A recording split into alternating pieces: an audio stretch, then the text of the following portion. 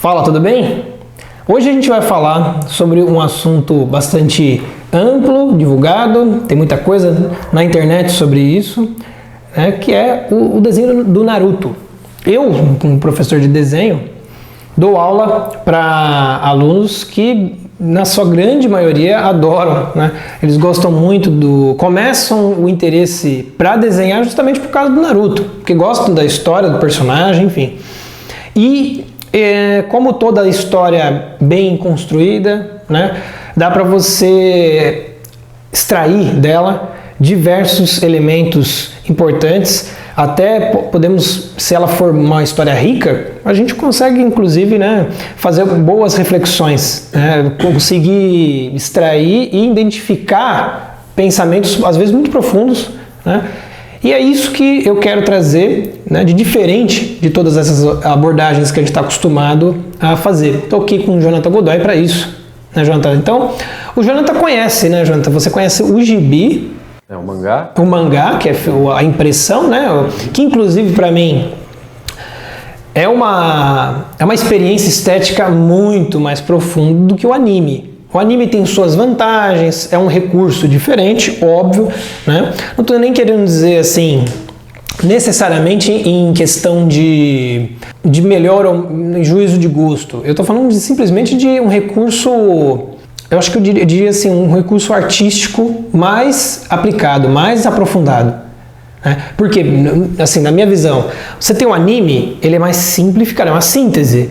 Quando você tem o mangá, o desenho ali, para o cara, o ilustrador, o desenhista, desenvolver, por exemplo, a animação, o movimento, ele precisa ter, ele precisa vislumbrar efeitos muito mais convincentes e difíceis de passar para quem está lendo do que o cara que tem o recurso da animação, do movimento, né? Então, geralmente as achuras, né, aquela movimentação, a expressão, ela é muito característica. Eu gostei, né? Eu que não sou conhecido do Naruto, mas eu já folheei, e já de cara eu já gostei dessa característica, né, do mangá. Mas aqui, do ponto de vista da história, do que a gente pode amarrar, eu queria que você me falasse, por exemplo, partindo aí da história de como que foi a criação, o cara que criou, o desenhista, o autor do Naruto, e o enredo aqui, geral, em linhas gerais, o que você pode trazer para nós aí? Então, é muito interessante justamente por causa da riqueza da história. Né? É uma história longa, né, como todo mangá, é um mangá que tem 15 anos, demorou para ele ser escrito todo, né? De 1999 até 2014. Então muita gente cresceu, como eu, lendo o Naruto. Né? Então, é uma história de longo desenvolvimento. Só que o que torna ela rica não é a extensão dela, mas a qualidade mesmo. Coisa que você, inclusive um crítico japonês falou que você não vê em mangás uma riqueza, assim, uma profundidade de discussões que existem, como você vê no Naruto, em outros mangás. Né? Então aí a gente tem essa parte, né? As pessoas que gostam, porque é um mangá e gostam dos efeitos, né? De tudo isso que é próprio de mangá, e aí tem coisa que é própria do Naruto, né? A ação, né? A ação, os poderes, enfim, toda a fantasia, a parte fantasiosa que é boa para quem gosta, lógico. Né? É muito bem feita também. Só que o que, né, chama a atenção, o que torna ela rica não é isso, obviamente. É realmente isso que esse crítico falou. A profundidade das situações, né, e dos personagens. Então é o enredo e o personagem, a riqueza dos personagens, a riqueza psicológica de cada um, que de fato é muito rico mesmo. E assim, eu não sou um grande conhecedor também de mangás, o único que eu li inteiro é o Naruto. Conheço, óbvio, One Piece, Dragon Ball, Cavaleiro do Zodíaco, mas nenhum deles me chamou atenção, justamente por causa disso. E o Cavaleiro, te interrompendo um pouquinho, aproveitando que você falou, o Cavaleiro do Zodíaco, ele tem uma proposta, ele aponta para uma coisa assim enorme, né? Porque a proposta dele é aquela situação das constelações, o cara tá usando tipo um chi, né?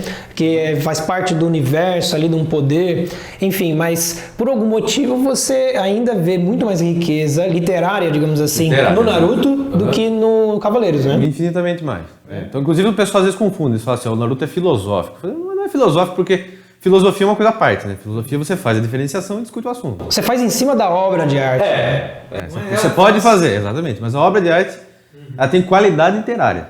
Por quê? Porque ela expressa bem elementos do drama da vida humana, né? Da existência humana. E o Naruto faz isso, tanto nos personagens quanto nas situações. Tá. Então aqui, dando spoiler, né? Quer dizer, isso aqui é pra quem conhece a história, né? Até porque a história já acabou faz tempo, então a maioria já conhece. Né? Quando que acabou? 2014. 2014 fizeram a última temporada. É o último mangá, o volume 7. Tá, não é nem de anime, é o último O anime mangá. terminou em 2016. Ele terminou depois porque eles vão gravando. O anime tem várias histórias que eles inventam também de fora do mangá e colocam, e isso aí é uma porcaria. Tá. Deixa todo mundo puto, inclusive. Bom, isso daí é uma boa dica, né? Pra ele. Então vai em cima. O mangá que é a história do autor, né? Que é a história que tem fundamento. Aí, porque qual que é a questão? O mangá, o anime nunca poderia alcançar um mangá. Então eles tinham que atrasar o anime. E para fazer isso eles inventavam, colocavam os episódios extras. Que não são do autor, mas só pra encher linguiça. E aí é horrível. É o fruto do mercado. Isso é normal pra tudo, né? Exatamente. A única coisa que é vantagem, eu acho, do anime em relação ao mangá é porque é falado. Né? Você tem ali a dublagem. Sim. Né, dos personagens em japonês, e daí você tem as peculiaridades da cultura japonesa que é expressa na língua. Isso pra quem assistiu japonês também. Pra quem assiste em japonês. Né? Assim, todo mundo que gosta assiste em japonês, tá? Ninguém assiste em português dublado porque é horrível. Dublado. Em qualquer língua, dublado é horrível. Mas e a dublagem do Naruto é insuportável. É insuportável. Né? É inassistível. Isso foi uma das coisas que mais me distanciou pra ter coragem de assistir. Eu assisti alguns episódios, mas não conseguia por causa disso. Mesmo não falando japonês, todo mundo quer assistir em japonês, porque a voz, a impostação de voz, legal. Tudo isso é muito característico. Né? Mas assim, isso é a parte técnica. Né? Falando da história, né? Então o que, por exemplo, que é muito rico no Naruto? Começando da parte mais baixa. Né? O autor, o Masashi Kishimoto, ele foi recusado várias vezes como escritor de mangá. Então, ele tentou várias vezes e ele não conseguiu. Aí ele falou assim, não, eu vou fazer um mangá sobre superação, sobre aceitação. E aí ele fez o Naruto. Então o Naruto é uma projeção dele também. Que legal. Então, todo mundo conhece o Naruto, né? Pelo menos esse básico. Então, no comecinho, o Naruto é um menino lá estabanado, que não sabe fazer nada, todo mundo odeia ele. Né? E ele quer ser aceito, ele quer ser reconhecido. E ele é muito petulante também, né? Ele é. Será que o autor também é assim? Eu acho que não. O autor ele é bem. Assim, ele exagera, né? Sim. O personagem. Mas ele quis fazer isso, ou seja, porque isso é próprio da cultura oriental. Tá? Isso que a gente falou assim, isso é um reflexo dos japoneses. Porque os japoneses eles são assim, eles não desistem. É verdade. É próprio deles. Por exemplo, eu fiz aula de japonês no tempo. Eu fiz um curso intensivo e eu lembro que eu tinha muita dificuldade em desenhar os ideogramas, que se chamam kanjis, né? Aqueles ideogramas chineses. Né?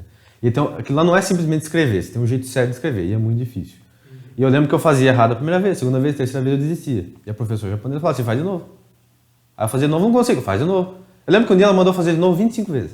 E pra ela é assim, extremamente normal. Se você não conseguiu, faz de novo. Faz de novo. Aí na 25ª vez eu consegui. Ela falou, tá vendo?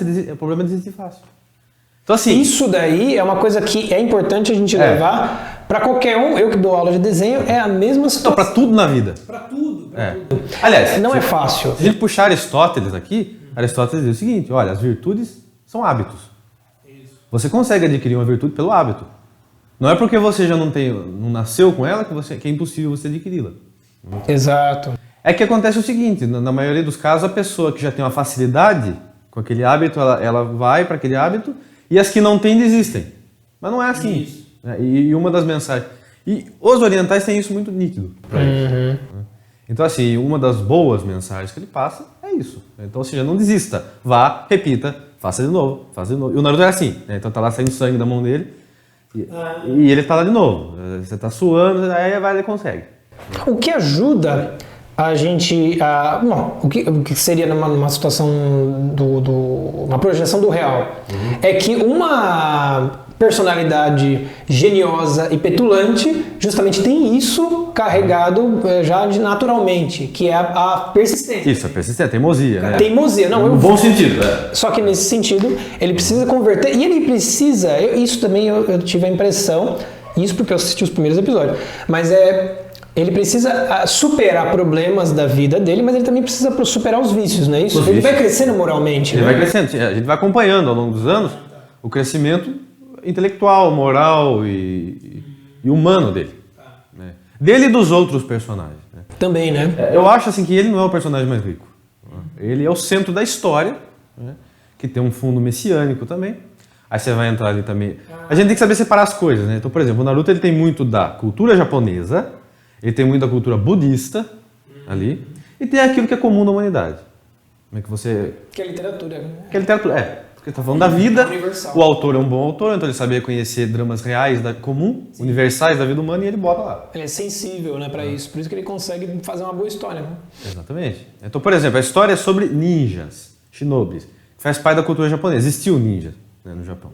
E o que é o ninja? O ninja essencialmente é um guerreiro.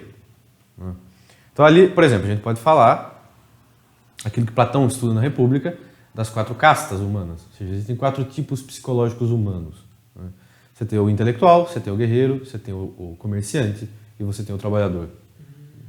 Existem esses tipos psicológicos e as 2 castas superiores, que é a dos guerreiros e a dos intelectuais, elas conduzem as 2 castas inferiores. Tem muito menos indivíduos e eles são aqueles que conduzem, os outros são conduzidos.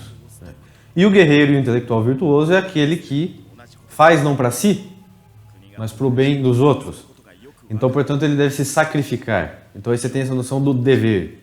Isso é muito forte no Naruto, porque o ninja é o quê? A classe guerreira. Então todos os personagens ali, focado ali, é nessa casa guerreira. Então, os personagens virtuosos, os heróis da história, que não é só o personagem Naruto, mas os outros, são exemplos muito grandes de constância e fidelidade ao dever. O dever à caça guerreira. Então, por exemplo, a noção de autossacrifício é muito forte também no mangá inteiro.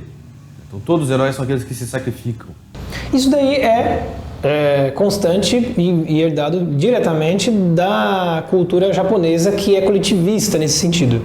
Né? É a própria cultura humana, né? É claro, o japonês, são mais, eles frisam muito o coletivismo. Mas essa questão da alta casta ter que se sacrificar, isso aí... Sim, porque é a questão do governante, né? Que é responsável, né? O dever dele. Exato. Isso daí, aí nesse sentido, você acredita que para o cristão isso daí é uma boa obra. Né? Também, Um bom modelo. apesar da inspiração dele ser oriental budista, isso aí, que eu falei, isso aí é da literatura humana. O que Cristo, esse é o exemplo de Jesus Cristo, e o que ele diz? Que o grão para dar fruta ele tem que morrer. Então assim, isso o Naruto passa muito bem. Os grandes personagens são assim, inclusive tem até um diálogo entre 2 personagens, quem conhece o Naruto vai saber, que é entre o Shikamaru e o professor dele, o Asuma, e eles estão na discussão eles estão num jogo de xadrez, né, assim, e aí o professor dele fala assim, na vida real, quem que é o rei? Aí o aluno fala, né, é o Hokage é o líder da vila. Aí ele fala, não é. Aí quem que é? Você vai descobrir um dia. Aí passa um tempo e ele descobre, no dia que o professor morre, no dia que o professor dele se sacrifica. O rei é as crianças que vão nascer. Ou seja, nós temos que nos sacrificar para as gerações futuras. Então assim, essa parte que eu ainda acho que é a parte mais baixa, né, que a gente percebe de qualidade literária, é muito forte, é muito gritante. Então isso aí educa o imaginário. Então o jovem, qualquer um que leia isso, tem o imaginário educado de uma maneira muito boa, porque você vê. Então você vive em função da geração futura. O nome da vila dele é Konoha, que em japonês quer dizer folha. O tempo todo eles falam assim, as gerações antigas morrem para ser nutrientes para as folhas novas, para nutrir o futuro. Sim. Então assim, é totalmente combate ao egoísmo. E aí os vilões justamente são as pessoas egoístas. Então você tem a figura do vilão, que é o egoísta. É o cara sempre que quer para si, e daí ele vai contra. Ele trai a vila. Então ele trai, a vila é um arquétipo assim, eu diria que é um modelo até da própria, se você pegar assim para a cultura cristã, é um modelo até da igreja. Né? Porque a vila, dentro da história, é o que permite a paz e a vida das pessoas. É uma condição sine qua non. Porque sem a vila tudo é um caos. Então a história do mangá é o que é anterior até? Que antes de existirem as vilas, era um caos, era só guerra. Aí teve lá o primeiro Hokage que fundou a vila. Ou seja, pela fundação da vila, agora todo mundo vive em relativa paz. Ou seja, eram bárbaros e se foram civilizados. Se civilizaram. Exato. Então por que trair a vila é um crime tão grande? Porque você está caindo na barbárie de novo. Isso. Eles estão protegendo a civilização deles.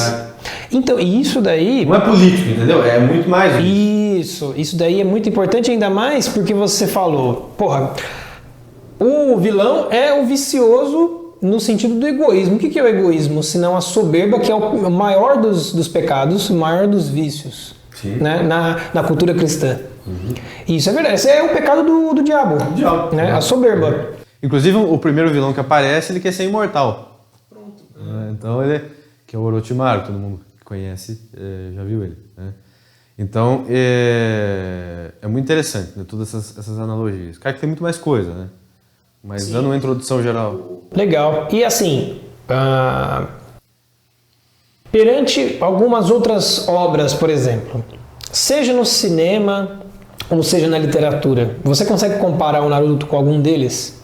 Em questão desses valores, assim? Toda boa obra literária vão ter esses valores, né? Mas assim, no estilo como o Naruto faz, não. Eu acho muito particular então isso é uma vantagem do autor, né? Qual que é o nome dele? Masashi Kishimoto. Legal. Então, assim, você sabe as experiências, ou melhor, as referências dele, muito provavelmente foram os primeiros mangás. Ele leu. Ele gostava, né? Só que eu não vejo referência assim na história. Eu acho que a história é dele mesmo e ele pegou como referência a cultura universal e a cultura japonesa como elementos artísticos. Né? Então os nomes dos personagens, das coisas, das situações, tudo vem do folclore japonês, do shintoísmo, do budismo, tá? Você vai encontrar tudo lá. Né? O nome, inclusive, das técnicas vem dos deuses do panteão japonês, shintoísta, etc. Mas tudo isso são só recursos literários. Sim. A história mesmo assim, eu não conheço todos os mangás que eu falei, eu não sou um grande conhecedor de mangá. Mas eu não sei de referências assim, de inspiração, de história. Ele consegue fazer um compilado, inclusive, da cultura, né? Os outros mangás, muito provavelmente, não tem muito isso, né? Talvez tenha, mas não tão completa. É isso que eu quero dizer, de forma completa, né? Parece que ele tenta abordar por todos os lados, né? Num certo sentido, né? Exatamente. É muito forte a questão psicológica. Acho que a questão central do Naruto é essa. E assim, uma coisa muito legal, que eu acho que seja um dos pontos principais, ele combate o pensamento revolucionário. Mas em que sentido isso aí? Por quê? Porque a história acaba, o eixo central da história vai ser um grupo de revolucionários querendo destruir a ordem para impor a ordem deles. Tá.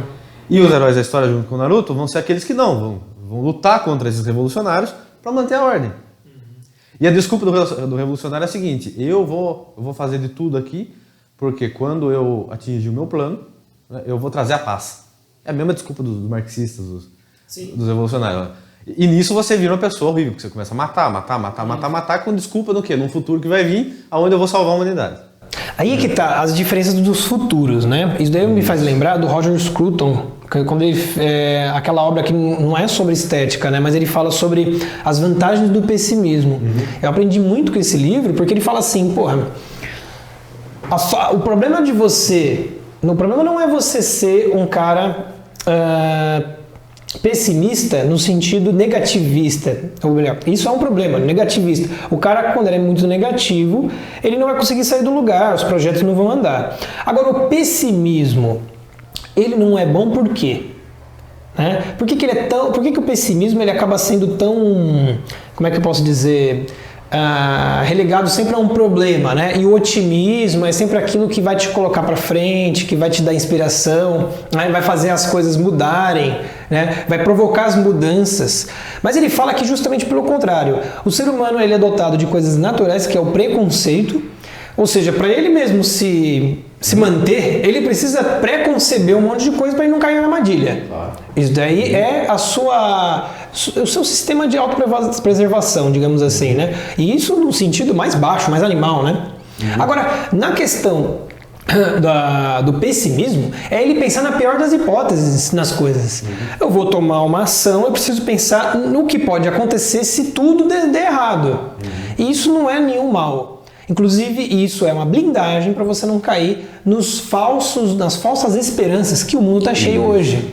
E a falsa esperança é justamente o discurso revolucionário. Exato. Eu vou criar o céu na Terra. Mas olha só, exatamente, aquele cara que... Exatamente, isso também é um problema, né? O futuro imediato, onde o próprio revolucionário ao autor... e fazendo um contraste enorme com o futuro que é o futuro das gerações, o futuro concreto que a tradição acredita, que você falou, da folha, da questão de você semear os frutos. E outra, os heróis, né, a parte certa da história, eles não são iludidos em querer criar um mundo perfeito.